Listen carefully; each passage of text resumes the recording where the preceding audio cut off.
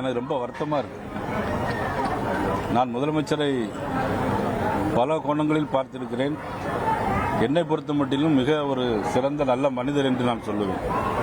ஆனால் அவருடைய ஆட்சியை என்னால் அப்படி சொல்ல முடியவில்லை. குறிப்பாக நேற்று முன்தினம் நடந்த சம்பவத்தை பார்க்கும்போது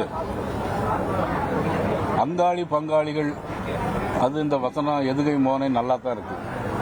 நாங்கெல்லாம் மாம மச்சானா பழகிட்டு இருக்கிறோம். அவங்க அங்காளி பங்காளிகளாக தான் இருப்பாங்க. நாங்கெல்லாம் மாம மச்சானா தான் இதுவரைக்கும் இஸ்லாமிய மக்களோடு பழகிட்டு இருக்கோம். இந்த திருப்பரங்குன்றம் இஷ்யூவை பொறுத்த மட்டும் நீதிமன்றம் என்ன தீர்ப்பை வழங்கியிருக்கோ அதன்படி சட்டத்தின் அடிப்படையில் அவர்கள் தீபம் ஏற்றுவதற்கு அனுமதித்திருக்க வேண்டும். மாறாக நீதிமன்ற தீர்ப்பு முடிந்த பிறகு 144 தடை உத்தரவு போடுவது என்பது நீதிமன்றத்தை அவமதிப்பதாகும்.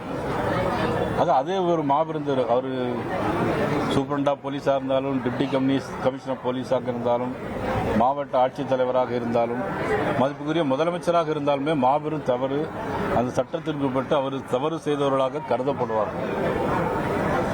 அது மட்டுமல்ல, தீபம் ஏற்றுவதனால் எந்த இஸ்லாமிய பெருமக்களுக்கும் வருத்தமோ கோர்ட்டில் வழக்கோ எதுவுமே இல்லை.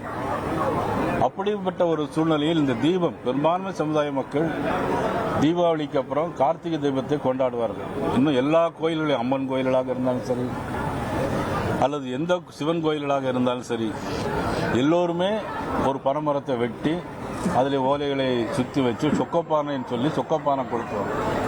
இன்றைக்கும் அது நடைமுறையிலே இருந்து கொண்டிருக்கிறது. இப்படிப்பட்ட ஒரு சூழ்நிலையில் இந்த மக்களை சந்தோஷப்படுத்த விட்டுவிட்டு 2026 இன்னும் ஒரு 60-70 நாடுகளில் வரக்கூடிய தேர்தலை மனதிலே வைத்துக் கொண்டு அங்காளி பங்காளிகள் என்று சொல்வதை சண்டைக்கு சச்சரவாகவும் வாக்கு வங்கிக்காகவும் பயன்படுத்துகிறார் முதலமைச்சர் பயன்படுத்துகிறார் என்பதை நான் பகிரங்கமாக இந்த நேரத்தில் நான் என்னுடைய குற்றச்சாட்டை பதிவு செய்கிறேன்.